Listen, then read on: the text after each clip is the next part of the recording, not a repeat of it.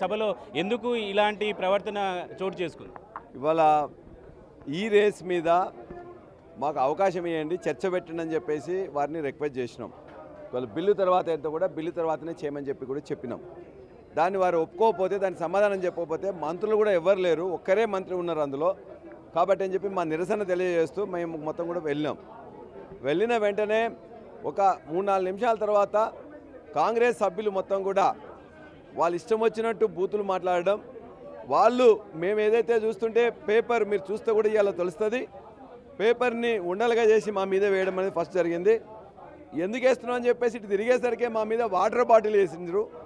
ఆ water bottle అయిన తర్వాత ఇమ్మీడియట్గా మాకు చెప్పు చూపించే ఏందని చెప్పేసి మాట్లాడేసరికి చెప్పు చూపించేసి మీ సంగతి చెప్తామని బండబూతులు కొడుకులారా అని చెప్పేసి అక్కడ మాట్లాడడం జరిగింది. మీరు చూసినట్లయితే ఇవాళ అక్కడ మంత్రి మాట్లాడుతున్నప్పుడు వెనక ఆయన మాట్లాడింది కూడా తెలుస్తుంది. ఇంత గలీజ్గా ఒక అసభ్యకరంగా యథా రాజా తదా ప్రజా అన్నట్టున్నది. మొత్తం కూడా వాళ్ళు విచ్చలవిడిగా ప్రవర్తించిండ్రు. ఇవాళ వాళ్ళకి సమాధానంగా మేము ఏం మాట్లాడుతున్నాం అని చెప్పేసి పోయినాం తప్ప మమ్మల్ని స్పీకర్ మీదకి మీరు వెళ్ళడము, పోడియం దగ్గరికి వెళ్ళడము, మార్షల్స్ని తోసేయడము, ఇలాంటి సంఘటనలు కూడా జరిగాయని చెప్తున్నారు కాంగ్రెస్. మార్షల్స్ని తోసేయడము, నిరసన ప్రదర్శన చేయడము నిన్న జరిగిన పార్లమెంట్లో జరుగుతుంది, ఇక్కడ జరుగుతుంది. మేమేమి స్పీకర్ గారి మీద ఒక మాట మాట్లాడలే, చర్చ చేయమని చెప్పేసి మేము స్లోగన్ ఇచ్చినాం. చర్చ చేయమని ఇచ్చినాం తప్ప దాన్ని కంటిన్యూ చేయమని చెప్పింది తప్ప ఇంకోటి మేము మాట్లాడలే.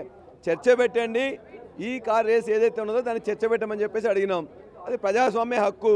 ఇవాళ నిన్న రాహుల్ గాంధీ గారు కూడా అక్కడ పోయి దీని మీదనే కదా చేసింది. వాళ్ళు కూడా ఇలా అదాని మీద చర్చ పెట్టాలని కదా అడిగింది.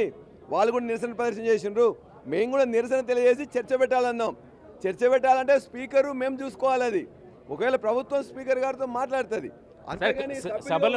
సభలో నిబంధనలకు సంబంధించి గతంలో బీఆర్ఎస్ పార్టీ అధికారంలో ఉన్నప్పుడే నిబంధనలు ఫ్రేమ్ చేసింది. సభలో నిరసన చేయొద్దు, పోడియం దగ్గరికి రావద్దని మీరే చేశారు. మళ్ళీ మీరే దాన్ని ఉల్లంఘిస్తున్నట్టు అనిపించట్లే? మేము నిన్ననే జరిగింది. మరి ఏమన్నారు, ఈ ప్రదర్శనలు మన అసెంబ్లీ జరుగుతున్నప్పుడు ఇక్కడ మొత్తం కూడా ప్రదర్శనలకు అనుమతి ఇవ్వమన్నారు.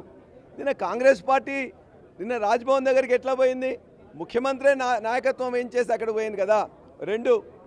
ఈ అసెంబ్లీ మొదలైన తర్వాత, చాలు అయిన తర్వాత ఇక్కడున్న గాంధీ విగ్రహం దగ్గరికి కానీ, అంబేద్కర్ విగ్రహం కానీ, ఇంకో దగ్గర కానీ మమ్మల్ని పోనీయలే. నిన్న కాంగ్రెస్ పార్టీ యొక్క మంత్రులు, ఎమ్మెల్యేలు ఎట్లా పోతారు అంటే వారికో నీతి మాకో నీత.